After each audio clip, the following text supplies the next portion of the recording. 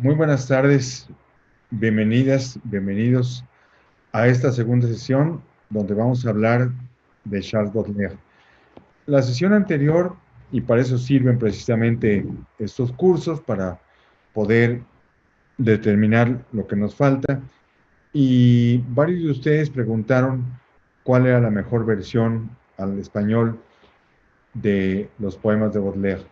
La versión mejor que encontré para no sangrar demasiado el bolsillo, pensando en la edición de vaso roto que había mencionado.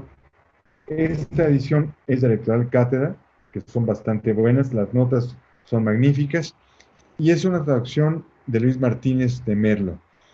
Las traducciones, lo sabemos, siempre son muy difíciles de solucionar, muy difíciles de aceptar, pero la traducción es bastante decente y sobre todo las notas son muy buenas.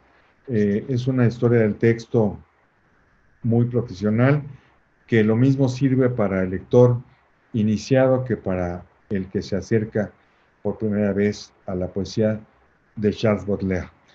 También buscando en los catálogos encontré este libro de libros del Zorro Rojo que cuestan una fortuna, pero teníamos que tenerlo. Son los poemas prohibidos, los poemas que se prohibieron en la edición de Las Flores del Mal, y las versiones son de Jaime Siles, las ilustraciones de Pat Andrea. Cuando en la Corte de Aforos dice Pat Andrea, figura clave del arte contemporáneo, ustedes que saben más que yo sabrán que es un hombre que nació en Holanda. Yo no sabía si por el nombre, si era una artista femenina o si era masculino el artista. Mi ignorancia se vio aliviada gracias a las maravillas del Internet, y gracias al Internet pude enterarme de que Pat Andrea es un artista holandés muy importante, eh, un gran dibujante, y estos libros precisamente están, este libro está ilustrado por él, ha ilustrado también Alicia en el País de las Maravillas, entre otras cosas. Y lo que más me llamó la atención de este libro es que incluye los poemas prohibidos de Las Flores del Mal. Un libro que apareció por primera ocasión en 1857, es decir, cuando el país se encontraba en plena guerra de reforma, cuando México se encontraba en esa etapa de su lucha, y casi de manera inmediata, como anunciamos la semana anterior, hubo una reacción hacia el libro, hubo un escándalo provocado por la publicación de ciertos poemas, y al principio de esta edición aparece el juicio, la conclusión del mismo, y dice lo siguiente: teniendo en cuenta que Baudelaire, Poulet Malassis y Debras cometieron delito de ultraje a la moral pública y a las buenas costumbres, a saber, Baudelaire por publicar, Poulet Malassis y Debras por publicar, vender y poner a la venta en París y en Alençon la obra titulada Las Flores del Mal, la cual contiene pasajes o expresiones obscenas e inmorales. Que dichos pasajes se encuentran en las piezas correspondientes a la numeración 20, 30, 39, 80, 81 y 87 de la recopilación. Baudelaire fue obligado a pagar una multa de 100 francos, al igual que el editor Paul Malassis y que el vendedor de Boas, y se condena a los acusados a correr con los gastos. Finalmente fueron liberados, pero fue un verdadero escándalo, es decir, ahora lo vemos como un verdadero escándalo porque unos poemas fueron acusados de haber alterado la moral pública. Quizá el más célebre de los poemas por la protagonista, por la destinataria del mismo, es el poema titulado A celle qui est trop gaie, que se traduce como a aquella que es demasiado alegre. Un poema dedicado a Madame de Sévigné, a la Venus Blanca de la que hablamos brevemente en la sesión anterior, y sobre todo la última frase causó el escándalo y la alarma de las buenas conciencias cuando el poeta mencionaba lo que aparece en, en la portada misma del libro. Este dibujo en el cual esta flor del mal está siendo inoculada en las bocas de la protagonista. Y termina diciendo en la versión de Jaime Siles, y qué vértigo dulce tan inmenso. A través de tus labios nuevos, más brillantes y también más bellos, infundite, hermana, mi veneno intenso. Esto, la idea de infundirle su veneno, por supuesto, se refiere a una enfermedad que Baudelaire había contraído, que finalmente lo condujo a la muerte, la, la sífilis, como dice el doctor Van Helsing en la versión de Francis Ford Coppola, de Drácula, junto con la civilización viene la civilización. La civilización fue en el siglo XIX el mal que el SIDA fue en el siglo XX. La enfermedad de los que se atrevían, la enfermedad de los que abrazaban, la enfermedad de los artistas, como decía el gran Ali Chumacero. Las flores del mal es un libro legendario en la literatura universal, solo no solo por su contenido tan perfecto, por su rigor formal, sino porque es un libro provocador que quiere alterar las buenas conciencias a través de un rigor formal muy exigente. Eso es lo que más llama la atención en Baudelaire. Vamos a ver más adelante algunas imágenes. En esta ocasión, esta conversación va a estar acompañada de algunas grabaciones que hizo especialmente para ustedes el actor Julien Legacasson, quien va a leer algunos poemas en francés y otros en español. En este caso, su primera lectura que hizo desde Francia, él se, para buscar los mejores escenarios, lo hizo en los cementerios de Montparnasse, donde está enterrado Baudelaire, el cementerio de Saint-Vincent y el cementerio de Père Lachaise.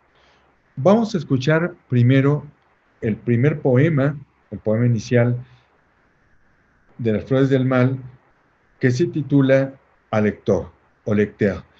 Yo después voy a hacer un breve comentario del mismo. Vamos a escucharlo en su idioma original, en este caso dicho por Julien Legagasso. Vamos a esta versión, por favor. Au lecteur, Charles Baudelaire. La sottise, l'erreur, le péché, la lésine occupent nos esprits et travaillent nos corps. et nous alimentons nos aimables remords, comme les mendiants nourrissent leurs vermines. Nos péchés sont têtus, nos repentirs sont lâches. Nous nous faisons payer grassement nos aveux, et nous rentrons gaiement dans le chemin bourbeux, croyant par de viles pleurs laver toutes nos tâches. Sur l'oreiller du mal, c'est Satan Trismégiste qui berce longuement notre esprit enchanté, et le riche métal de notre volonté est tout vaporisé par ce savant chimiste. C'est le diable qui tient les fils qui nous remuent. Aux objets répugnants, nous trouvons des appâts. Chaque jour, vers l'enfer, nous descendons d'un pas, sans horreur, à travers des ténèbres qui puent. Ainsi qu'un débauché pauvre qui baise et mange le sein, martyrisé d'une antique catin, nous volons au passage un plaisir clandestin que nous pressons bien fort comme une vieille orange. Serré, fourmillant, comme un million d'ailes mintes, dans nos cerveaux ribote un peuple de démons.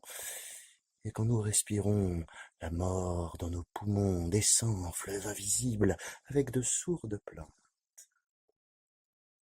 Si le viol, le poison, le poignard, l'incendie n'ont pas encore brodé de leurs plaisants dessins le canevas banal de nos piteux destins, c'est que notre âme, hélas, n'est pas assez hardie.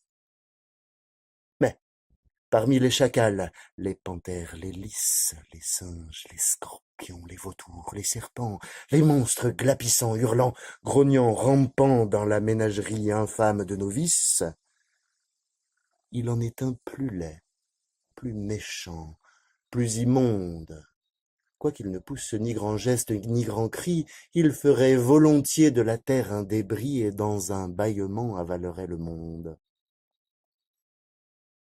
C'est l'ennui. L'œil chargé d'un pleur involontaire, il rêve d'échafaud en fumant son hookah. Tu le connais, lecteur, ce monstre délicat.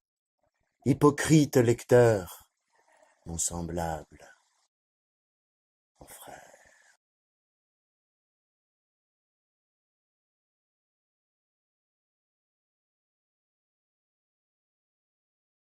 Julián, por esta espléndida lectura. Voy a leer el final en la versión que yo intenté. Lo que quiero comentarles es que al entrar en la poesía de Baudelaire, la mayor parte de las palabras, al menos en esta versión del poema al lector, hubo que acudir al diccionario y encontrar palabras feas, desagradables. El poeta está buscando estos vocablos y sin embargo está siendo muy respetuoso de la rima y del metro.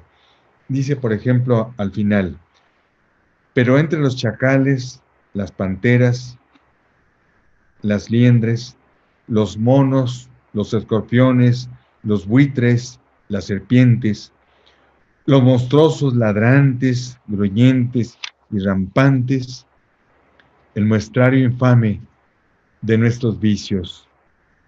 Hay uno más horrible, más cruel, más inmundo, aunque no haga grandes gestos ni eleve grandes gritos. Haría de la tierra un destrozo y en un bostezo devoraría al mundo. Es el tedio, el ojo pleno de un llanto involuntario. Sueña cadalzos mientras fuma su narguile. Tú conoces, lector, a este monstruo dedicado. Hipócrita lector, mi semejante, mi hermano. Esta última estrofa resume toda la poética de Baudelaire. Uno, la palabra ennui, cuando habla del enemigo a vencer, un enemigo más feo, más temible que todos los concretos, uno está aburrido de algo, uno está cansado de algo, Pero el hastío, el spleen, el ennui, que es la enfermedad de fin de siglo, es algo que no se puede explicar. El hastío es el enemigo que tenemos que vencer. Y su aliado, lo dice Baudelaire en varios poemas, es el tiempo. El tiempo es el aliado del hastío y tanto el tiempo como l'ennui hay que combatirlo con todo lo que tengamos. Yo traduje como Uká, como narguile, la pipa de agua, porque en ese entonces, en el siglo XIX, era muy común. La palabra en el original es uká. Uká no es pipa, sino es una pipa de agua, un narguile, que en ese entonces era mucho más común que ahora. Actualmente solo se utiliza en, o mayoritariamente en Oriente. Lo que Baudelaire quiere expresar en este poema es que se está dirigiendo no a un lector hipotético, sino al hermano que lo está leyendo. Por tanto, ese hermano es su semejante, es su hipócrita lector. De hecho, la palabra hipócrita lector se ha convertido en un sinónimo de este cómplice que está al lado de la lectura y que nos acompaña todo el tiempo. Este monstruo contra el cual tiene que combatir el poeta, lo vamos a ver más adelante, cómo lo tiene que combatir a través de la plenitud y cómo se logra esa plenitud. La oposición spleen ideal aparece muchas veces en los poemas de Baudelaire. Eh, un, un tema que también aparece con frecuencia en los poemas del libro es el tema de el acabamiento de la pasión. La pasión se va a terminar, la vida se va a acabar. Por eso, uno de los poemas más célebres del libro, que recuerda también el acabamiento expresado por López Velarde en varios de sus poemas, esa carroña que está viendo el poeta, este acabamiento en un animal muerto, le está anticipando la muerte que espera a los amantes. Vamos a escuchar el poema Y un charogne en voz de Julien Legagasson. Rappelez-vous l'objet que nous vîmes, mon âme, ce beau matin d'été si doux. Au détour d'un sentier, une charogne infâme, sur un lit semé de cailloux, les jambes en l'air, comme une femme lubrique, brûlante et suant les poisons, ouvrait d'une façon nonchalante et cynique son ventre plein d'exhalaisons. Le soleil rayonnait sur cette pourriture, comme afin de la cuire à point, et de rendre au centuple à la grande nature tout ce qu'ensemble elle avait joui. Et le ciel regardait la carcasse superbe comme une fleur s'épanouir. La puanteur était si forte que sur l'herbe vous crûtes vous évanouir. Les mouches bourdonnaient sur ce ventre putride, d'où sortaient de noirs bataillons de larves qui coulaient comme un épais liquide le long de ces vivants haillons. Tout cela descendait, montait, comme une vague où s'élançait en pétillant. On nous dit que le corps, enflé d'un souffle vague, vivait en se multipliant. Et ce monde rendait une étrange musique, comme l'eau courante et le vent, ou le grain qu'un vanneur d'un mouvement rythmique agite et tourne dans son vent. Les formes s'effaçaient et n'étaient plus qu'un rêve, une ébauche lente à venir sur la toile oubliée, et que l'artiste achève seulement par le souvenir. Derrière les rochers, une chienne inquiète nous regardait d'un œil fâché, épiant le moment de reprendre au squelette le morceau qu'elle avait lâché. Et pourtant,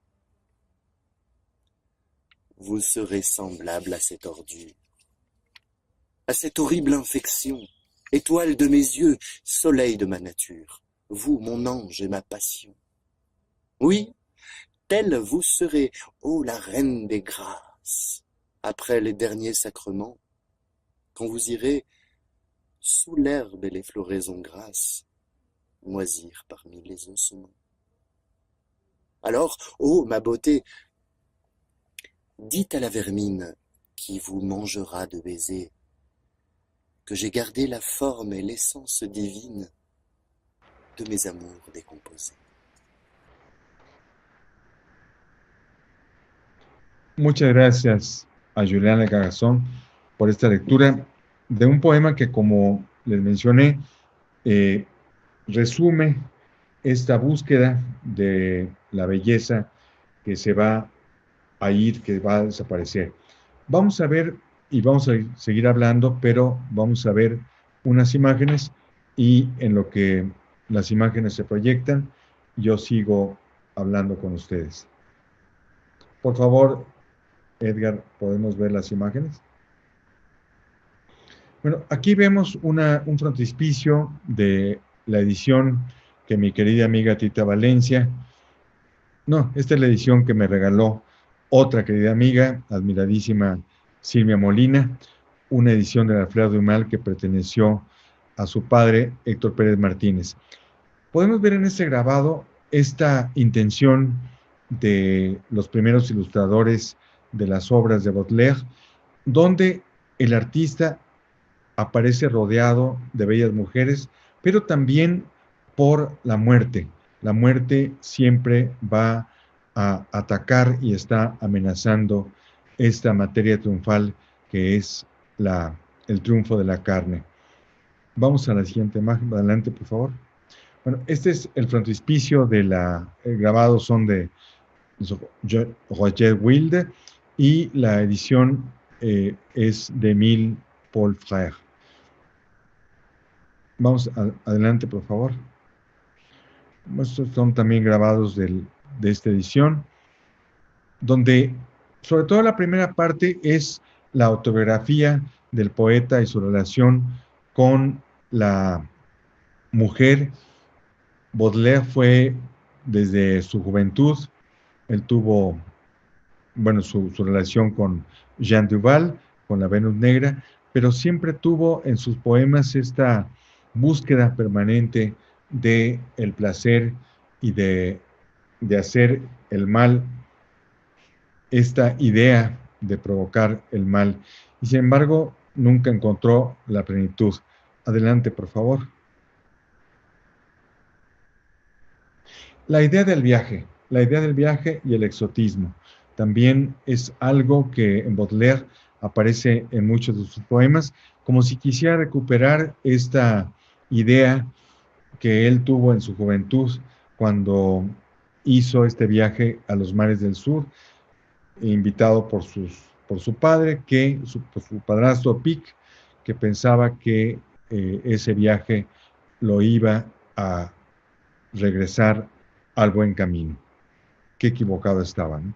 Vamos a la siguiente, por favor. Bueno, esta es la portada del libro de la Fleur du Mal, la edición que me fue obsequiada por la gran Tita Valencia, mi querida amiga y escritora. Las ediciones que se sucedieron, siempre aparecía la figura de Baudelaire, sobre todo este retrato cuyo original está pintado por Edouard Manet y inspirado en una fotografía que ustedes, por supuesto, conocen. Vamos a la siguiente, por favor. Esta es la portada completa.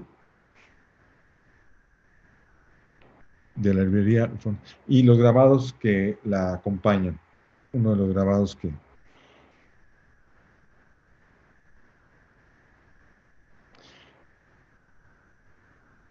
Esta es la edición hecha a la muerte de Baudelaire, donde ya se aparecía su fotografía, su retrato, inspirado en una de sus fotografías más célebres.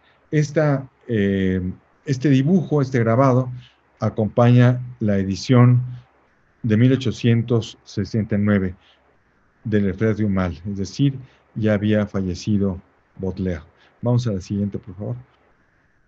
Bueno, este es un autorretrato, vamos a la siguiente. Esta es una portada de los pequeños poemas en prosa.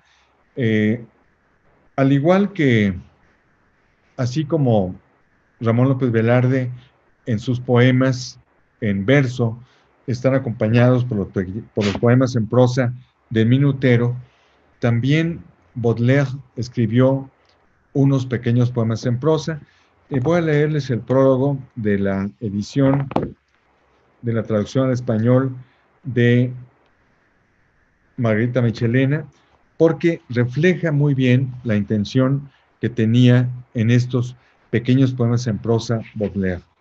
Dice en su dedicatoria Arsène Housset, dice, tengo una pequeña confesión que hacerle. A la siguiente, por favor. Al hojear por la 20ª vez, cuando menos, el famoso Gaspard de la Nuit de Aloysius Bertrand, libro que conocido de usted, de mí y de algunos amigos nuestros, no tiene todos los derechos para que se le llame famoso, me ha venido la idea de intentar algo análogo, de aplicar a la descripción de la vida moderna, o quizá de una vida moderna y más abstracta, el procedimiento que Bertrand aplicó a la vida antigua, tan extrañamente pintoresca. Este es el frontispicio del libro de Aloysius Bertrand, Gaspard de la Nuit. Lo que sucede con Aloysius Bertrand es que es un libro que leemos gracias a la mención que de él hace Baudelaire, porque de otra manera es un libro que hubiera pasado de noche. Sucede con Aloysius Bertrand un poco lo que con los pasos de Lope de Rueda, si no hubieran sido mencionados por Cervantes en sus entremeses, no recordaríamos con la suficiente fuerza a Lope de Rueda.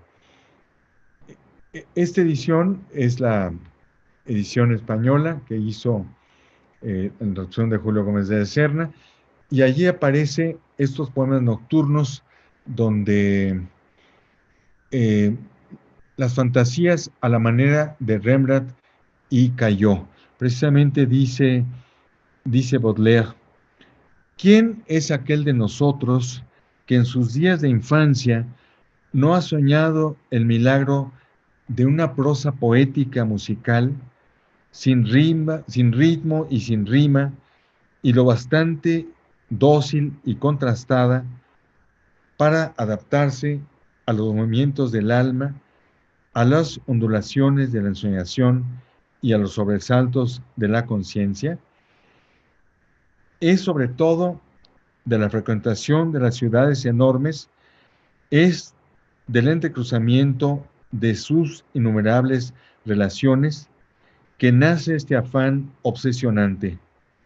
Usted mismo, mi querido amigo, no se ha visto tentado de traducir en una canción el grito estridente del vidriero y de expresar en una prosa lírica todas las desoladoras sugestiones que ese grito envía hasta las buhardillas a través de las más altas bromas de la calle. Ahí se ve mejor la portada, muchas gracias. Bueno, aquí se está refiriendo Baudelaire de manera muy particular a un texto que aparece en El mal vidriero, que termina con una frase muy baudeleriana.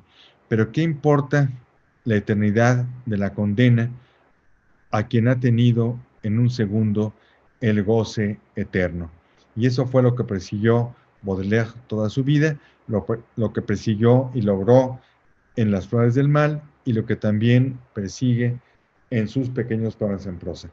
Los pequeños poemas en prosa, la siguiente por favor, no son eh, propiamente, este es un busto, un monumento a Alois Bertrand, que se encuentra en el cementerio de Père Lachaise. Lo que más me asombra de esta escultura es lo moderno que se ve a Losius. Es decir, parece un artista de los años 60, un existencialista, y lo era. Insisto en que Alois Bertrand es redescubierto por Baudelaire, mencionado por él, y gracias a la manera en que Baudelaire lo superó, porque sí lo logra en los pequeños poemas en prosa, eh, lo conocemos su nombre. La siguiente, por favor.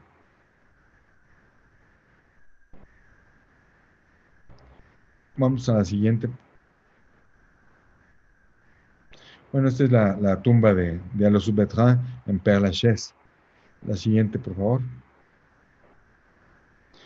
Bueno, esta es una ilustración de la edición española del libro de Alois Bertrand, que se refiere a estampas antiguas de la ciudad. Hay un capítulo sobre el viejo París, pero lo que quiere Baudelaire es trasladar lo que hizo Alois Bertrand con el pasado a el París que le correspondió vivir y transitar. Vamos a la siguiente, por favor. Esta también es una ilustración de Merriot. Charles Merriot fue un ilustrador, este es un autorretrato, que Baudelaire admiraba mucho. Él quiso publicar una serie de poemas que acompañaran a los aguafuertes de Charles Merriot. Como dice en un poema muy famoso de Las Flores del Mal, Le Cygne, el cisne, dedicado a Víctor Hugo, una ciudad cambia más rápidamente que el corazón de un mortal. Y Baudelaire le dolió mucho que se demoliera el viejo París, el que llamaba el viejo París. Por eso quiso hacer un álbum en compañía de Merriot de El viejo París. Nunca se consumó ese proyecto, pero sí Baudelaire le envió a su madre varios aguafuertes de Merriot. Vamos a la siguiente, por favor. Bueno, este es un grabado de Charles Merriot. Como ven, es muy característico de él. Es un grabado que recuerda mucho a los de Piranesi. Son aguafuertes muy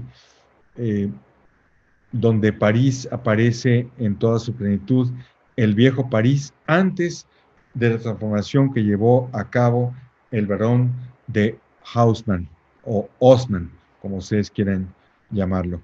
Vamos a la siguiente, por favor. O sea, este sería un fragmento del Louvre, el viejo Louvre, desde el río Sena.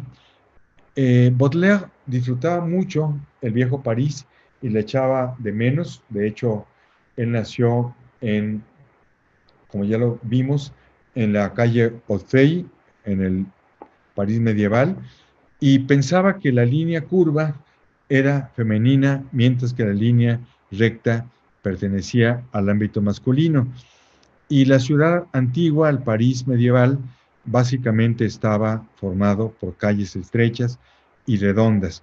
Con la encomienda que recibió el barón de Haussmann de modernizar París, la ciudad se convirtió en la capital del siglo XIX, como la llama Walter Benjamin.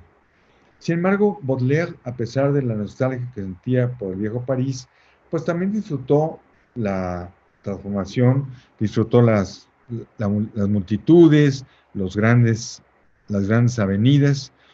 Esta es también una fuerte de Charles Merriot, que refleja pues, lo que era el viejo París, el París medieval, que fue prácticamente destruido y modificado por la picota del barón de Haussmann.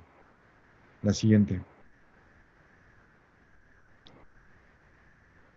Bueno, esta es una vista del bulevar llamado en honor de Haussmann y el bulevar de los italianos. Todas estas calles, las calles que ahora conocemos y que vemos coronadas por monumentos al final de las mismas, fueron obra de Haussmann. O sea, antes París era una ciudad totalmente oscura, insalubre, y Haussmann quiso convertir a París en una capital moderna. Y el París que conocemos ahora, pues se debe a la iniciativa fundamentalmente de Haussmann. El gran poeta Arturo Trejo, poeta de mi generación, a quien siempre recuerdo, dedicó un poema cuando se inauguraron los ejes viales y su dedicatoria dice a Juan González que terminó con todo menos con esta rabia.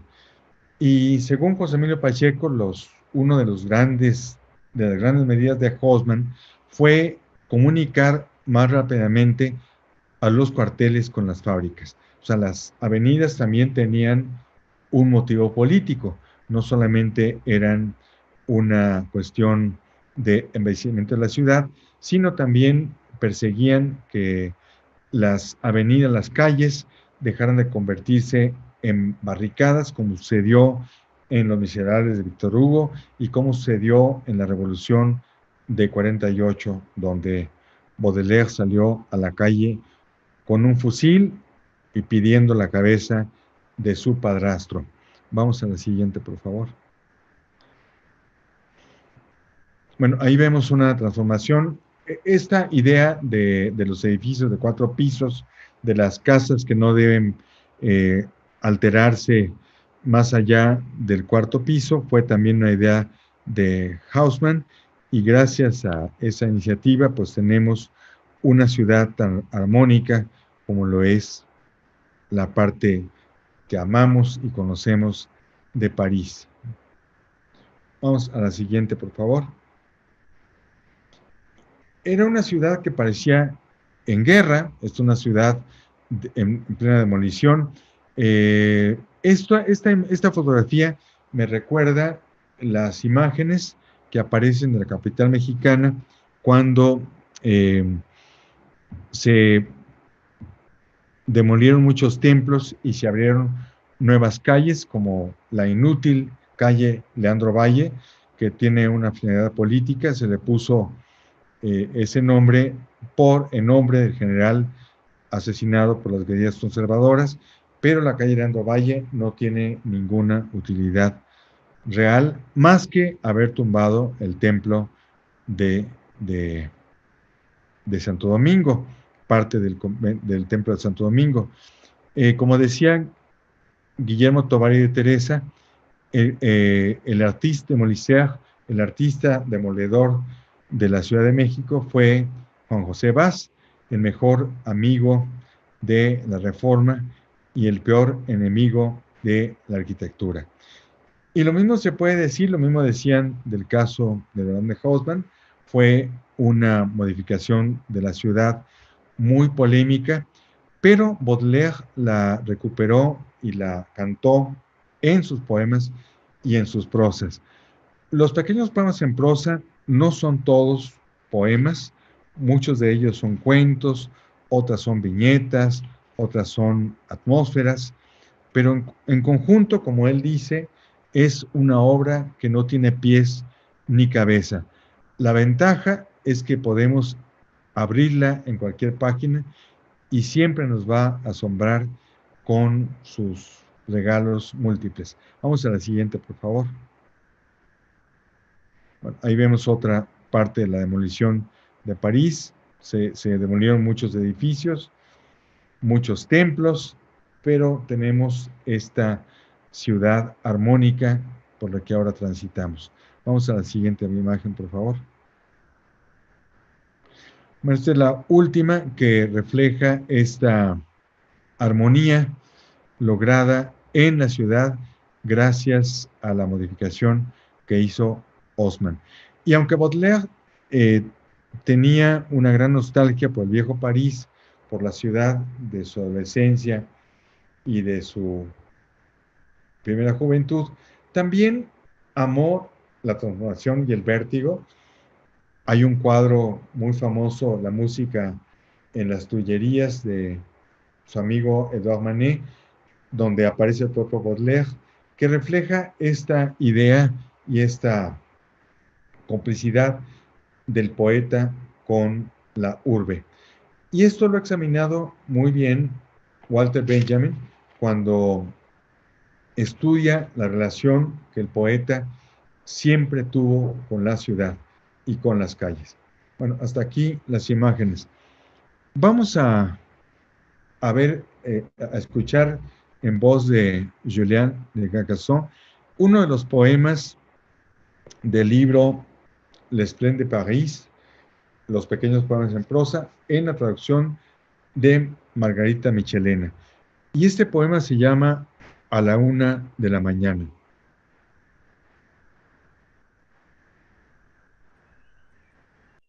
A la 1 de la mañana. Charles Baudelaire.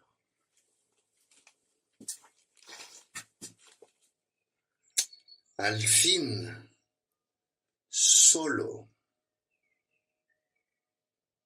No se escucha más que el rodar de algunos fiacres tardíos y derrengados. Durante algunas horas poseeremos el silencio, sino el reposo. Al fin, la tiranía de la faz humana ha desaparecido, y yo no tendré ya que sufrir sino por mí mismo. Al fin, me está permitido descansar en un baño de tinieblas. Primero, doble vuelta a la cerradura. Me parece que esa vuelta de llave aumentará mi soledad y fortificará las barricadas que me separan actualmente del mundo. Horrible vida, horrible ciudad. Recapitulemos la jornada.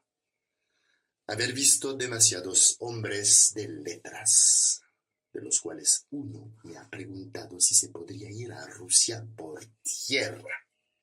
Tomaba sin dudar Rusia por una isla.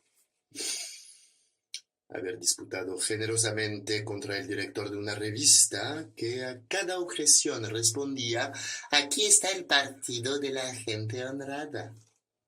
Lo que implica que todos los otros periódicos están redactados por bribones. Haber saludado a una veintena de personas, a 15 de las cuales no conozco, haber distribuido apretones de mano en la misma proporción, y ello sin haber tomado la precaución de comprar guantes. Haber subido, por matar el tiempo y durante un aguacero, a la casa de una bailarina que me ha pedido que le diseñe un traje de Venustre. Haber hecho la corte a un director de teatro que me ha dicho al despedirme: quizás haga usted bien dirigiéndose a Z. Es el más pesado, el más tonto y el más célebre de todos mis autores. Con él podrá usted acaso llegar a algo. Véalo y luego veremos. Haberme jactado, ¿por qué?, de muchas malas acciones que nunca cometí, y haber negado cobardemente otras fechorías que he cometido con alegría. Delito de fanfarronada y crimen de respeto humano. Haber negado a un amigo un servicio fácil y dado una carta de recomendación a un perfecto pícaro. ¡Uf! He concluido descontento de todos y descontento de mí. Bien quisiera rescatarme y enorgullecerme un poco en el silencio y la soledad de la noche. Almas de los que he amado, almas de aquellos a los que he cantado, fortalecedme, sostenedme, alejad de mí la mentira, los vapores corruptores del mundo. Y tú, Señor, mi Dios mío, concédeme la gracia de producir algunos bellos versos que me prueben a mí mismo que no soy el último de los hombres, que no soy inferior a los que desprecio.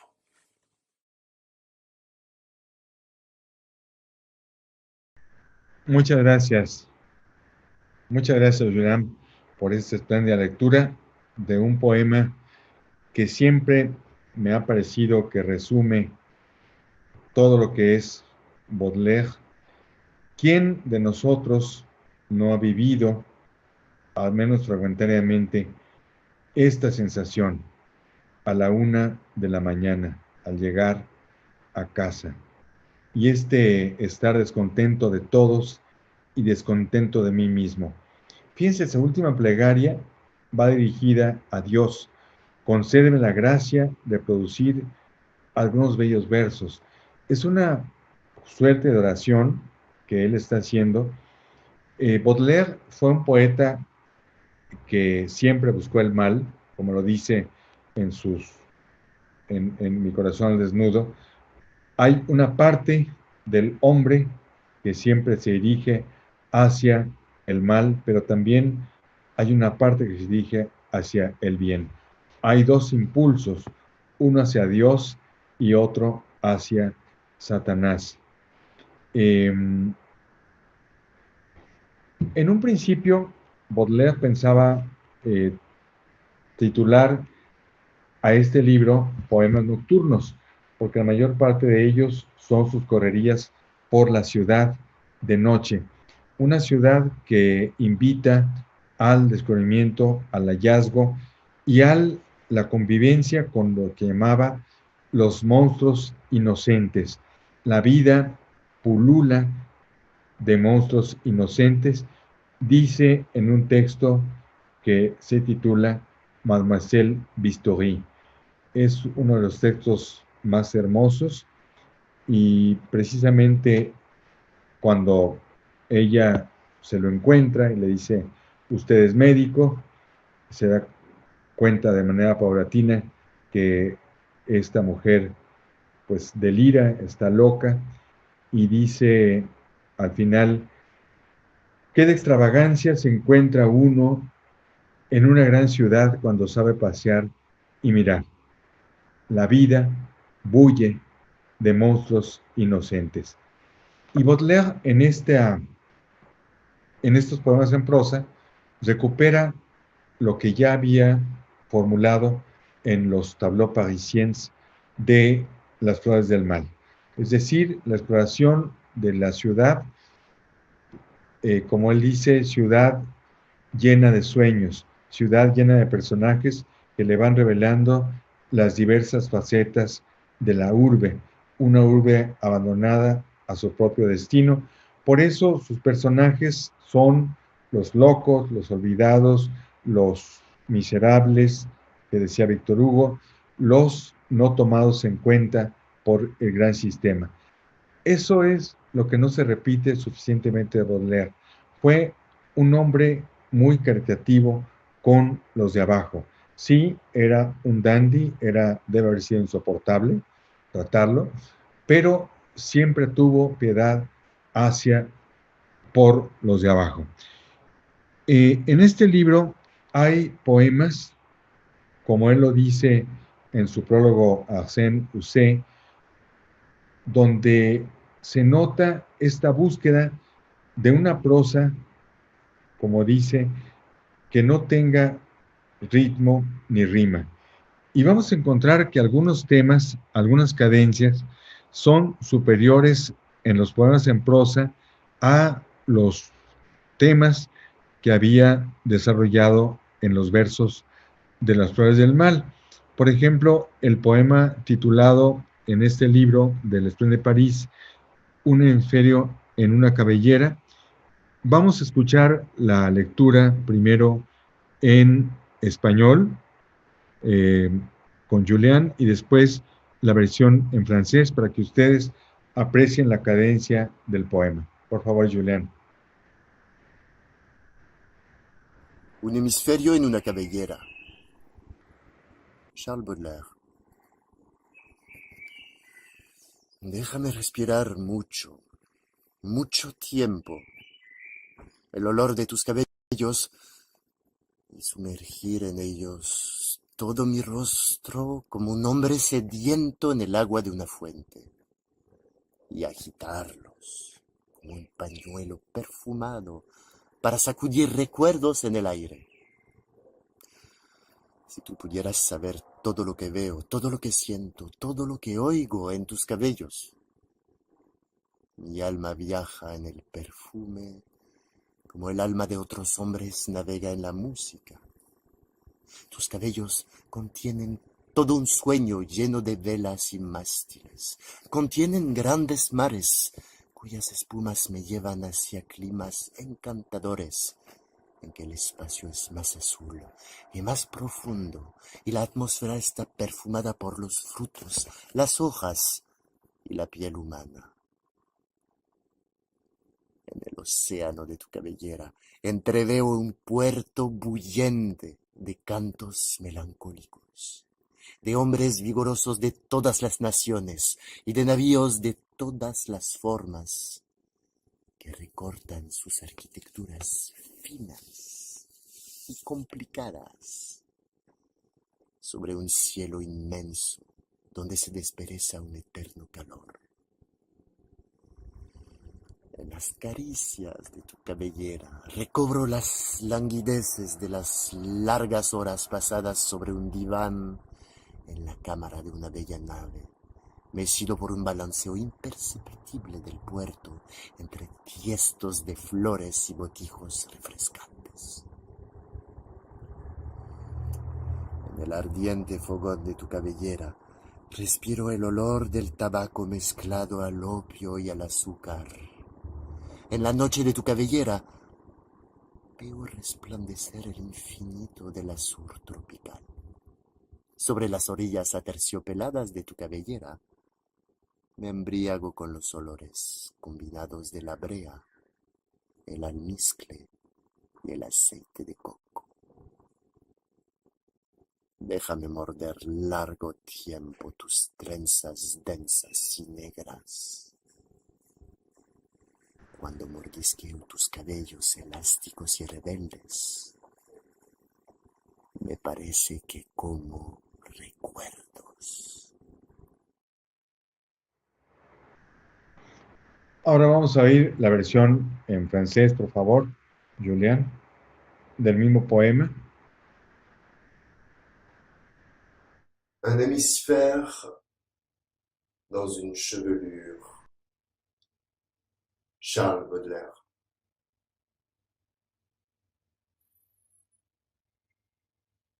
Laisse-moi respirer longtemps, longtemps, l'odeur de tes cheveux.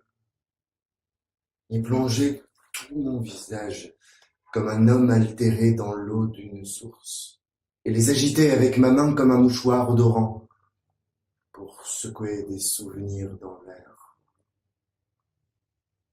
Si tu pouvais savoir tout ce que je vois, tout ce que je sens, tout ce que j'entends dans tes cheveux. Mon âme voyage sur le parfum, comme l'âme des autres hommes sur la musique. Tes cheveux contiennent tout un rêve, plein de voilure et de mâture. Ils contiennent de grandes mers dont les moussons me portent vers de charmants climats, où l'espace est plus bleu et plus profond, où l'atmosphère est parfumée par les fruits, par les feuilles et par la peau humaine. Dans l'océan de ta chevelure, j'entrevois un port fourmillant de chants mélancoliques, d'hommes vigoureux de toute nation et de navires de toutes formes, découpant leurs architectures fines et compliquées sur un ciel immense où se prélasse l'éternelle chaleur. Dans les caresses de ta chevelure, je retrouve les langueurs des longues heures passées sur un divan, dans la chambre d'un beau navire, bercé par le roulis imperceptible du port, entre les pots de fleurs et les gargoulettes rafraîchissantes. dans l'ardent foyer de ta chevelure. Je respire l'odeur du tabac mêlé à l'opium et au sucre. Dans la nuit de ta chevelure, je vois resplendir l'infini de l'azur tropical. Sur les rivages duvetés de ta chevelure, je m'enivre des odeurs combinées du goudron, du musc et de l'huile de coco. Laisse-moi mordre longtemps tes tresses lourdes et noires. Quand je mordille tes cheveux élastiques et rebelles, il me semble que je mange mes souvenirs.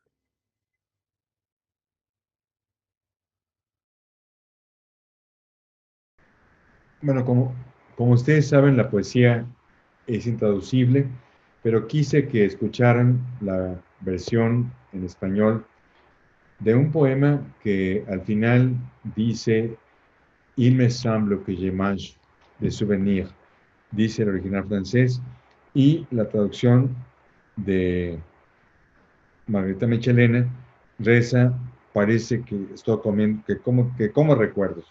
Sería que estoy comiendo por la cuestión rítmica, pero la cuestión de la conjugación dice que debe decir como recuerdos. Il me semble que je mange de souvenirs. Parece que como recuerdos en presente. Pero quise que oyeran la entonación, los versos, cómo en la prosa logra el poeta este milagro que también consuma Manuel Gutiérrez Nájera en la prosa en español, al introducir la flexibilidad del verso francés en el español.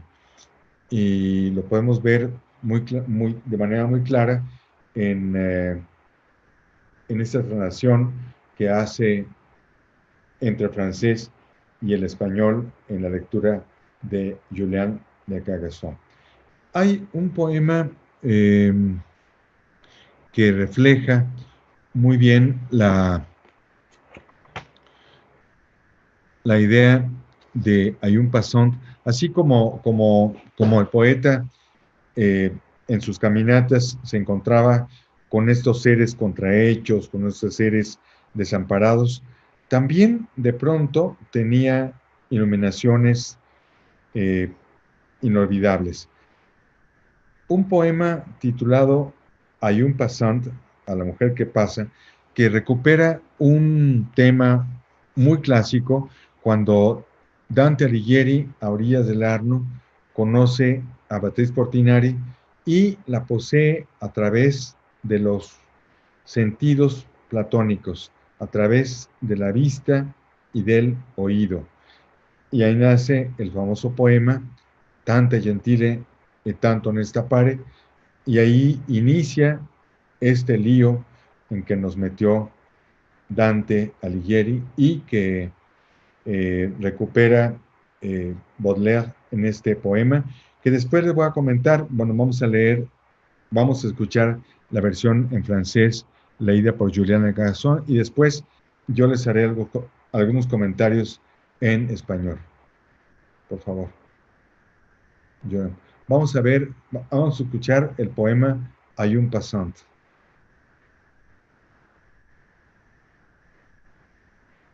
À une passante. Charles Baudelaire. La rue assourdissante autour de moi hurlait. Longue, mince, en grand deuil, douleur majestueuse. Une femme passa, d'une main fastueuse soulevant, balançant le feston et l'ourlet. Agile et noble, avec sa jambe de statue. Moi, je buvais, crispé comme un extravagant, dans son œil, ciel livide où germe l'ouragan. La douceur qui fascine et le plaisir qui tue. Un éclair, puis la nuit. Fugitive beauté, dont le regard m'a fait soudainement renaître. Ne te verrai-je plus que dans l'éternité?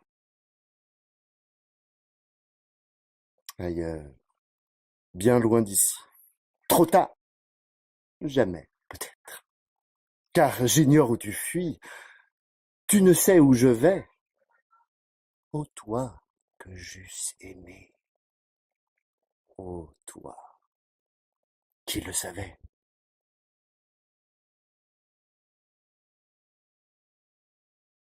Muchas gracias, Julián, por esta estupenda lectura. Ahora voy a leer la versión en español hecha por un poeta, un joven poeta mexicano, muy talentoso, Luis Vicente de Aguinaga. Este es un soneto que contenido en Las Flores del Mal y es uno de los poemas más bellos. Yo les recomiendo, busquen ustedes en la red, que ahora se puede encontrar todo en ella, la versión musical de Leo Ferré. Leo Ferré, Hay un passant, que es hermosísima la versión que él hace cantada de ese poema de Baudelaire, que insisto, es un soneto perfecto que traduce de manera libre Luis Vicente de Aguinaga de esta manera. A la que pasó. Aullaba en torno a mí la calle atronadora, de luto, alta, delgada, una mujer pasó, noble, ágil, de piernas estatuarias, majestuoso dolor, alzando el dobladillo y agitando el festón con la mano fastosa. En sus ojos, lívido cielo, donde germina el huracán. Yo bebía, como un extravagante, el dulzor que fascina, los placeres que matan. Un relámpago, enseguida, la noche. En tu mirada renací de pronto, belleza furtiva. No te veré de nuevo, sino en la eternidad, en otra parte, lejos, tarde, nunca, tal vez. Pues no sé a dónde huyes, ni tú sabes de mí, oh tú, a quien pude amar, oh tú, que lo sabías. Bueno, el poema, como les digo, recupera una tradición muy antigua de ver el objeto o el sujeto de nuestro amor pasar. Este amor a primera vista, este amor momentáneo. Y como dice Walter Benjamin al analizar este poema, no se trata de un amor a primera vista, sino de un amor a última vista. Porque la ciudad que fortalece el anonimato va a permitir que estos dos amantes que ya se conocen y se aman, se edifican, nunca vuelvan a encontrarse. Eso es lo que Baudelaire quiere decir en este poema, este encuentro con esta mujer enlutada que lo cautiva, que lo fascina y que de pronto eh, ya no la va a ver nunca más. Por eso dice, oh tú a quien pude amar, oh tú que lo sabías. Tú sabías que yo te amaba y sabías que tú lo sabías y yo ya te amaba sin saberlo a ciencia cierta. Es un poema hermosísimo que recupera, insisto, y que salva al Baudelaire aparentemente malvado, aparentemente cínico, aparentemente ajeno a toda pasión común y corriente. Eh, Esto lo redime de muchas cosas, al igual que otros poemas de las Flores del Mal, donde siempre se dice que como él se enamoró de Jeanne Duval, una mujer que no solamente le birló y le destrozó la economía, sino que lo engañaba con cualquier tunante a la primera de cambio. No le era fiel y le vendía sus muebles, vendía su ropa, fue su ruina en todos los sentidos. Sin embargo, Baudelaire nunca la abandonó. Cuando ella estuvo vieja, enferma, lisiada, él la procuró en todo momento. No sabemos cómo murió Jean Duval. La última vez que se oyó de ella fue porque Teodoro de Banville la vio en la calle con muletas. Se piensa que pudo haber muerto y ser enterrada en la fosa común durante los sucesos de la comuna, pero no se sabe dónde yace. Sin embargo, su recuerdo está en los mejores poemas de las Flores del Mal, no en aquellos que dedicó Baudelaire a Madame de Sabatier, no en los poemas más decentes, sino en los poemas más sensuales. Jean Duval ocupa muy pocas páginas del epistolario de Charles Baudelaire en los dos volúmenes de la Biblioteca La Pleyade. Sin embargo, siempre estaremos agradecidos por la inspiración que fue para el poeta Charles Baudelaire. Hasta aquí vamos a tener exposición. Si tenemos una serie de preguntas o de comentarios que nos pueden ayudar a redondear el tema.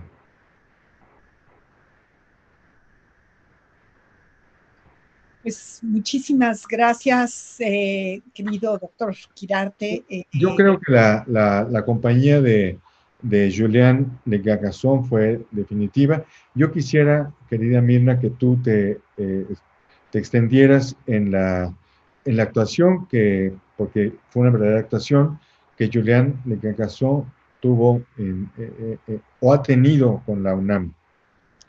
Sí, muchas gracias por pedírmelo, porque lo hago con mucho gusto. La verdad es que ha sido siempre un placer trabajar con Julián. Aquí, como en otros proyectos, se entusiasmó mucho. Les cuento rápidamente que Julián es actor, director, pedagogo teatral. Él estudió teatro precisamente en la Universidad de Lyon. Ha participado en muchísimas creaciones escénicas como director, como actor en Francia, en México, en Londres, en Líbano. Puedo decirles que en Descarga Cultura UNAM ha colaborado ampliamente y a él le debemos las versiones de los títulos de la serie clásicos de la literatura francesa. Ahí podrán escucharlo de nuevo y escuchar en su voz a Rimbaud, a Victor Hugo, Antoine de Saint-Exupéry, Maupassant, Montaigne, Voltaire, Balzac, La Fontaine y por supuesto Baudelaire. Él inclusive ha participado en la selección de estos materiales, en la traducción de algunos. Es una delicia trabajar con él. Y quisiera recordarles que, como bien lo dijo el doctor Quirarte, estos poemas se grabaron en los cementerios de Montparnasse, Père Lachaise y San Vicente, y las traducciones que se usaron para las versiones en español, de estos que se escucharon grabados en voz de Julián Le Cargasson, pertenecen a Margarita Michelena. Quizá nada más concluyo esta presentación de Julián diciendo que Ángeles González Gamio, quien nos acompaña aquí, le comenta que le parece un excelente complemento a tu magnífica exposición, estas lecturas de Julián en el escenario de los cementerios. Muchas gracias, querida Ángeles. Yo creo que, al contrario, yo me apoyo en la lectura magnífica de Julián. Y creo que esta manera, además de leer en español por un francés, es maravillosa idea. Y él es muy solidario y estas filmaciones que él hizo, estas grabaciones, las hizo en plena pandemia. Él se atrevió a ir a estos lugares y él se ofreció, él nos dijo, yo voy a ir a hacer estas grabaciones en escenarios donde les gustaría que yo los realizara. Por supuesto, esto es solamente la primera el primer experimento, pero quisiéramos hacerlo más adelante, quizá filmar en los escenarios donde el joven Baudelaire anduvo, en el puente en la isla San Luis, en los muelles donde él caminó, donde conoció a Balzac, donde se encuentran actualmente los hoteles y los hitos de su vida, el Jardín de Luxemburgo, el cementerio de Montparnasse, donde se encuentra su tumba. En fin, hay muchas cosas que podrían hacerse y que vamos a hacer ahora que salgamos de este periodo de reclusión. Yo quiero agradecer de manera muy especial a Mirna Ortega por esta posibilidad y por esta invitación a Julián Ligacazón, estas grabaciones que acompañaron de manera muy importante la exposición que he querido compartir con ustedes. Ahora, si tienen más comentarios, por favor, estoy a sus órdenes. Pues fíjate que hay dos preguntas relacionadas con las letanías de Satán. Gina Barbosa te pide que si pudieras analizar o platicar un poco sobre este poema, y Carol Yanis Mercado pide que si le pudieras regalar algunas estrofas de las letanías de Satán. No sé si quisieras comentar algo al respecto. No, habría que localizar el poema de Letanías de Satán. Sí, el poema de Letanías de Satán tiene como el estribillo: oh Satán, ten piedad de mi larga miseria.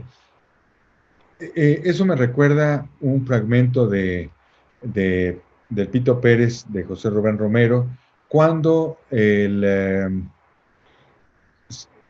está platicando con la muerte, con una calaca, y le dice: siempre que algo nos sale bien, decimos gracias Dios mío. Y cuando algo malvado nos sale bien, nunca decimos gracias diablo mío.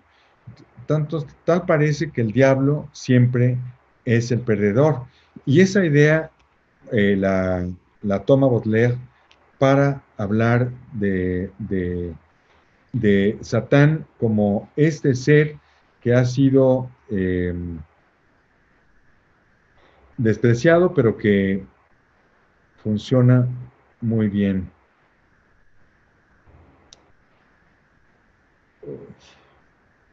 Que no tengo localizado el poema. Bueno, ahorita lo localizo. Si quieres, pasamos mientras a otra pregunta y localizamos las letanías de Satán. Si no, lo podemos dejar para la próxima sesión. Ignacio Solares, que te saluda con mucho afecto. Saludos a él. Comenta que en su biografía de Baudelaire, Jean-Paul Sartre cuenta que en su juventud Baudelaire llama a una prostituta y le pide como una condición particular que venga totalmente maquillada. Sartre dice que ese era Baudelaire en todos los sentidos, en muchos sentidos. Y Ignacio Solares te pregunta, ¿qué opinas de esa biografía y de este comentario de Jean-Paul Sartre? Bueno, Baudelaire, si uno lo examina, es un ser profundamente misógino. Si uno examina los textos como Mi corazón al desnudo, tal parece que él abominaba de la mujer, odiaba a la mujer, porque decía que la mujer es lo más natural. Cuando tenía hambre, había que alimentarla; si tenía deseos, había que satisfacer ese deseo. Y en general, él abominaba de todo lo que fuera natural, y por supuesto que pensaba que la mujer era natural. Él, como buen dandy, amaba el artificio. Hay un poema muy célebre, Prohibido, de Las Flores del Mal, donde le pide a su pareja que se desnude toda y solamente tenga puestas las joyas, que se desnude más con las joyas que viste. Precisamente el poema se llama Las joyas. Mi muy querida estaba desnuda, y conociendo mi pasión, solo había guardado en el cajón sus joyas más sonoras. cuya riqueza de atavío le daba el aire vencedor de los mejores días de las esclavas moras. Baudelaire, igual en este espléndido libro de Sartre sobre Baudelaire, que es un libro que hubiera querido releerlo, pero desgraciadamente no lo encontré entre todos mis libros, se me hace que ya no lo tengo, al igual que el que mencionamos de Baudelaire por Gautier y Gautier por Baudelaire. Pero esta idea, querido Ignacio, del maquillaje, por supuesto que el maquillaje también es un artificio. Por eso Baudelaire amaba el artificio en la mujer. Mientras menos natural fuera, más le iba a atraer. Él quería, o como buen dandy, o creía que lo artificial era mejor que lo natural. Muchas gracias, Vicente. Te pregunta Marta Rangel que si quiso Baudelaire elegir el mal a través de sus poemas para sentirse libre. Y me voy a permitir hacerte algunas otras preguntas que tienen que ver con el tema del mal, precisamente. Carlos Olvera pregunta que si son las flores del mal la búsqueda de la belleza en lo grotesco. Bueno, sí, porque Baudelaire siempre quería buscar lo extraño, lo extravagante, es una palabra que aparece mucho en sus poemas. Sin embargo, insisto en que Baudelaire quería una comunicación y una comunión con el lector que se asomara, a pesar de que decía, aléjate de este libro maldito, lector, porque este libro te va a hacer daño. Es lo mismo que dice el conde de Lautréamont cuando uno se asoma a los cantos de Maldoror. Él dice, si tiene usted un lápiz afilado, aléjese de él porque se lo va a clavar en la mano. Entonces Baudelaire siempre se la pasa advirtiendo, pero cuando se distrae, le quedan unas cosas maravillosas. O sea, él logra transponer esa idea de hacer el mal y irse hacia las profundidades del éter. Por ejemplo, en un poema como este que le dedica a Jean Duval, en la traducción de Luis Martínez de Merlo, dice así, te adoro al igual modo que a la boîte nocturne. Bueno, dice en francés, je t'adore à l'égal de la boîte nocturne. Oh vaso de tristeza, oh inmensa taciturna. Uy, yo había leído, bueno, recordaba una versión que decía, oh gran taciturna, ¿por qué pone inmensa el traductor? Pero bueno, el traductor tiene derecho a hacer lo que quiere. Y más te amo, hermosa, cuanto tú más me huyes.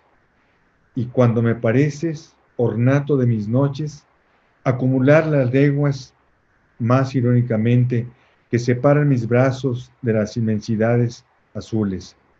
Y yo ataco y me lanzo al asalto, como tras de un cadáver un coro de gusanos, y adoro, oh bestia cruel e implacable, hasta esa gelidez por la cual eres aún más hermosa.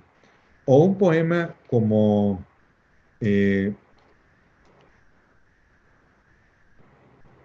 donde describe esta sed de la mujer femenina, esta sed del antagonista amorosa, cuando dice, por ejemplo, tú buscas un corazón que masticar diariamente, oh fangosa grandeza, oh sublime ignominia. Tal parece que él se solaza en la podredumbre, pero como bien lo dice en la observación de una de las participantes, él buscaba la liberación a través del mal, a través de, no del mal, sino de ser diferente, de ser distinto de lo que la moral le exigía. Por eso es que Las Flores del Mal fue un libro perseguido, porque no es porque fuera un libro malo, no es que fuera malvado, sino iba en contra de la moral imperante que establecía la Francia de mediados de siglo y mucho más, el mundo se hizo más victoriano. Me estoy refiriendo, por supuesto, a la reina Victoria a medida que el siglo XIX se aproximaba a su fin. Y la cruzada misógina fue todavía más fuerte a medida que el siglo llegó a su fin. Cuando la mujer invadía los terrenos con toda justicia, antes consagrados exclusivamente al varón, me refiero a la cuestión laboral, me refiero a la cuestión del ejercicio de sus derechos políticos, al ejercicio de su sexualidad, este, una serie de liberaciones femeninas que alcanzaron en el siglo XX su plena realización. Te pregunta Emiliano Carvajal, bueno, antes te voy a hacer esta de Julio César Rodríguez, porque estabas hablando sobre Duval, y él te pregunta que si la relación de Baudelaire con Duval se podría asemejar a la que tuvo Kierkegaard con Regina Olsen. No sé si la conozcas. No, porque Kierkegaard, lo que hace Kierkegaard es renunciar a su matrimonio con Regina Olsen. No, yo creo que no. Yo creo que al contrario, Kierkegaard, como Kafka, como López Velarde, como Fernando Pessoa, tuvieron una relación amorosa y renunciaron a ella porque absorbía todo su tiempo. Y Baudelaire quiso entregarse plenamente a las pasiones y al amor físico que le garantizaba la compañía de Jean Duval. Sería interesante, no sé si ha habido una novela, sería interesante hacer una novela sobre la relación de Baudelaire con Jean Duval. Pero, insisto, yo creo que Jean Duval, a pesar de que fue muy despreciada por la sociedad de su tiempo, incluso yo les he dicho que las noticias son contradictorias. Hay quien la menciona como muy bella, hay quienes dicen que no lo era tanto. Eh, yo creo que a esta idea negativa contribuyó mucho un libro como el de Gobineau, su teoría sobre la superioridad de la raza blanca. Baudelaire, entre otras cosas, como bien lo demostró, lo dijo Hernán Bravo Varela, el poeta, fue un revolucionario desde que inauguró él la, el amor interracial. O sea, él al tener una pareja que estaba, eh, una mulata, como era Jean Duval, estaba alterando la moral de su tiempo. Él, que era un jovencito de sociedad, de buena familia, podía tener muchas oportunidades con jovencitas de su misma clase social, pero él quiso estar con esta muchacha, Jean Duval, y sacarla del teatro y ponerle casa y vivir con ella. Eh, hay muchas preguntas, te las mandaremos todas porque sería imposible responderlas, pero quisiera hacerte esta de Emiliano Carvajal. Él dice que Bolaño hace una comparación entre Rimbaud y Baudelaire, refiriéndose al primero como el poeta joven y al segundo como el viejo. Eh, ¿Quisieras abordar un poco por qué crees que lo pueda ver así Bolaño? Bueno, porque Rimbaud es un cometa extraordinario, es un fuego, un cometa, un meteoro incandescente, inacabable. Siempre va a ser joven porque él muere a los 37 años de edad, pero su obra la publica entre los 17 y los 21 años. Por eso es que es el poeta niño y el poeta siempre, para siempre joven. Eh, en el centenario de su fallecimiento hubo una serie de festejos en toda Francia y uno de ellos, el que más me conmueve y que da respuesta a esta pregunta posiblemente, sea el proyecto de Piñón, de Daniel Piñón, de poner la imagen icónica de Rimbaud, la fotografía que conocemos tomada por Etienne Grajat a los 17 años, y convertirla en emblema de el joven que va recorriendo la calle. Y esas imágenes se pegaron en los muros, en el metro, y de pronto ese stencil fue afectado por el viento y el joven Rimbaud volvía a caminar, el hombre de las olas de viento.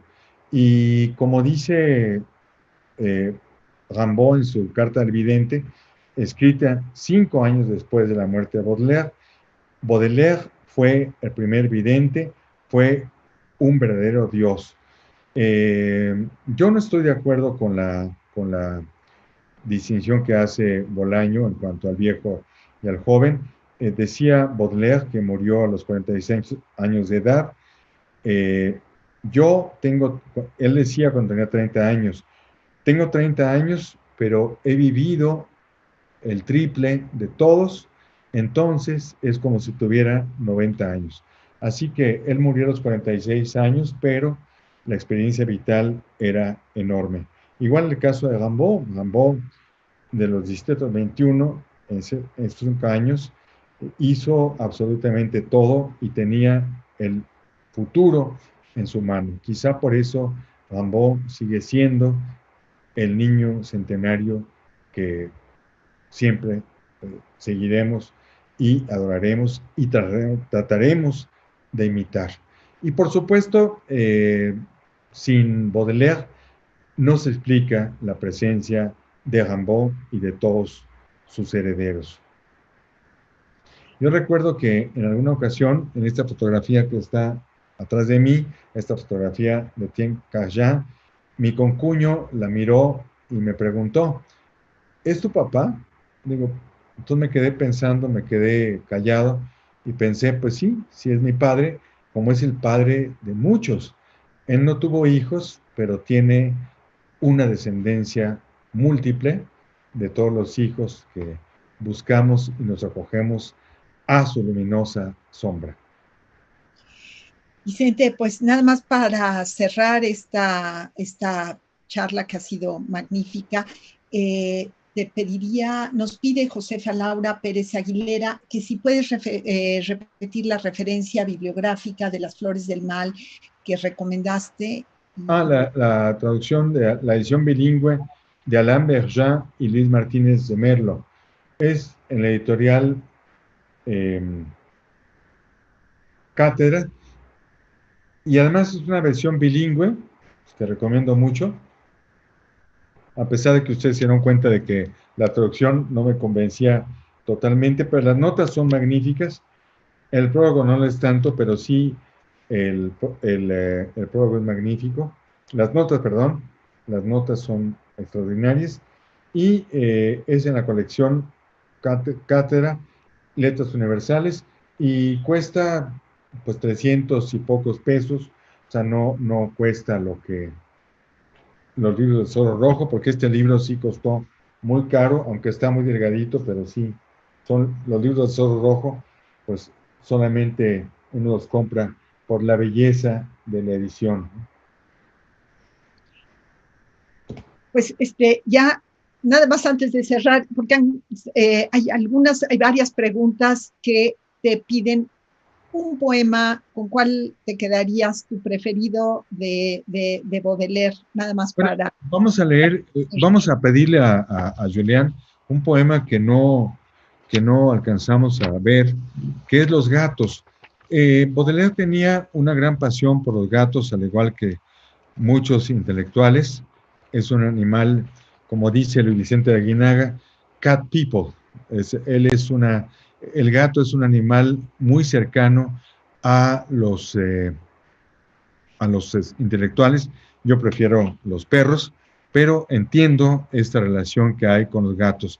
Y Baudelaire tenía una predilección especial por los gatos. De hecho, el poema que se llama Los gatos, que sirvió a Jacobson para hacer su análisis estructural del poema.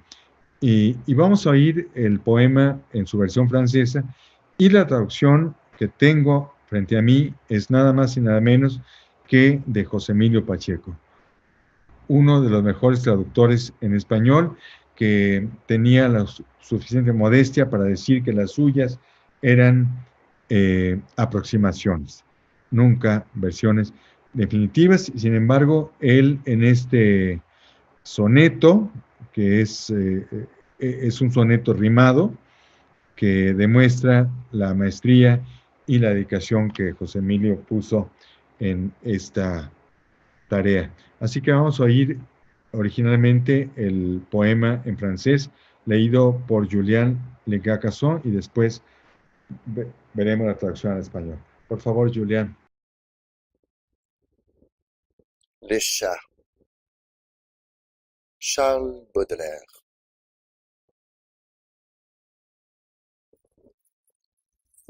Les amoureux fervents et les savants austères aiment également, dans leur mûre saison, les chats puissants et doux, orgueil de la maison, qui, comme eux, sont frileux et comme eux sédentaires. Amis de la science et de la volupté, ils cherchent le silence et l'horreur des ténèbres.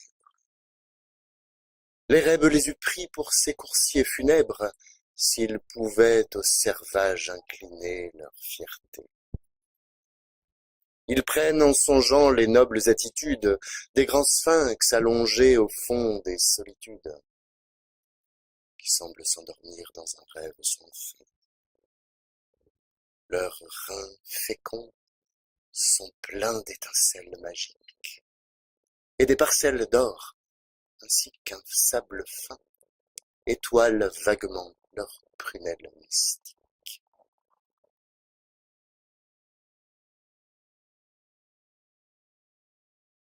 El poema en español, en la versión de José Emilio Pacheco, dice así: los amantes ardientes y los sabios austeros aman del mismo modo, cuando la edad declina, al gato fuerte y dulce, maravilla felina, que en la sala se esconde de los fríos traicioneros. Amigos de la ciencia y la voluptuosidad, indagan el silencio y el horror del oscuro. Seguirían del erebo el fúnebre conjuro, si algún amo pudiera vencer su vanidad.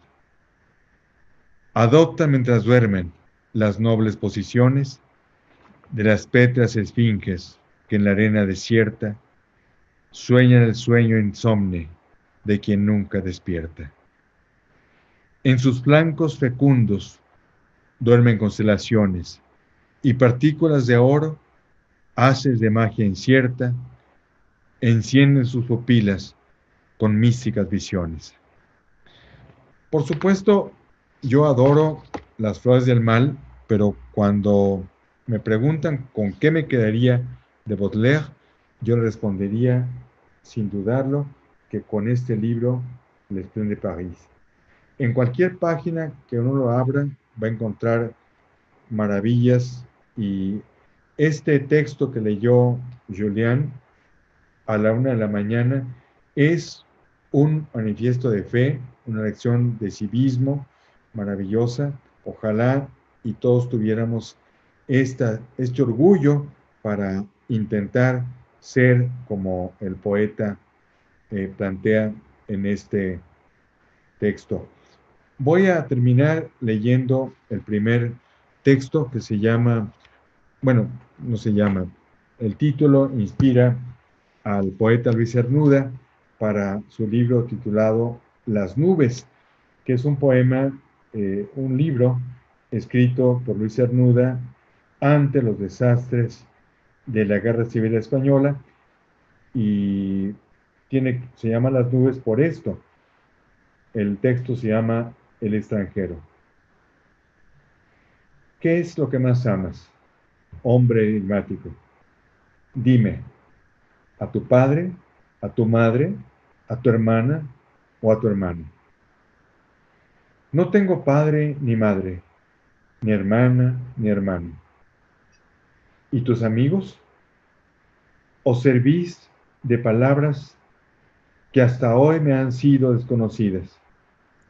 Tu patria, ignoro en qué latitud está situada. La belleza, la María de buen grado, deidad inmortal. El oro, lo odio tanto como vos odiáis a Dios. Entonces, ¿qué es lo que amas, extraordinario extranjero? Amo las nubes que pasan, allá lejos, las maravillosas nubes. Ahora que pienso en las nubes de Baudelaire, pienso en un poema de José Emilio Pacheco. Decía Monsiváis que es tal vez el poema más hermoso de la lengua española y es el único poema plenamente feliz de José Emilio Pacheco, porque es experto en recordarnos a cada momento la vergüenza y la injusticia de este planeta. Sin embargo, el poema Las nubes, que ustedes pueden ver en la red, es maravilloso y las nubes tienen esta peculiaridad de estar siempre allí y siempre cambiando de forma. Las maravillosas nubes y además son gratis, como dijo Octavio Paz, las nubes son piedras sin peso. Quiero, para terminar, que escuchemos en voz de Julián un texto que puede servirnos muy bien para expresar esta idea de la embriaguez. En la clase próxima vamos a referirnos en más detalle a los paraísos artificiales, pero quisiera que escuchara el poema que no oímos, el poema Embriagaos. Hay que estar siempre ebrio. Todo está allí. Es la única cuestión. Para no sentir el horrible fardo del tiempo que rompe vuestros hombros y os inclina hacia la tierra, hay que embriagarse sin cesar. ¿Pero de qué? ¿De vino? ¿De poesía? ¿O de virtud? A vuestra guisa. Y si alguna vez, sobre las gradas de un palacio, sobre la hierba verde de un foso, en la soledad melancólica de vuestra alcoba, os despertáis, la embriaguez ya atenuada o desaparecida, pedid al viento, a la ola, a la estrella, al pájaro, al reloj, y a todo lo que huye, a todo lo que gime, a todo lo que rueda, a todo lo que canta, a todo lo que habla. Pregúntale qué hora es. Y el viento, la ola, la estrella, el pájaro y el reloj os responderán: es la hora de embriagarse, para no ser los esclavos martirizados del tiempo. Embriagaos, embriagaos sin cesar, de vino, de poesía o de virtud, a vuestra guisa.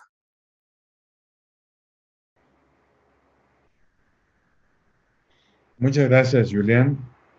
Pues muchas gracias a todos ustedes por habernos seguido. Muchas gracias a Mirna Ortega y su maravilloso equipo que hizo posible esta transmisión y la presencia de Julián de Legacaso. Muchas gracias por su espléndida lectura. Muchas gracias y buenas noches a todos.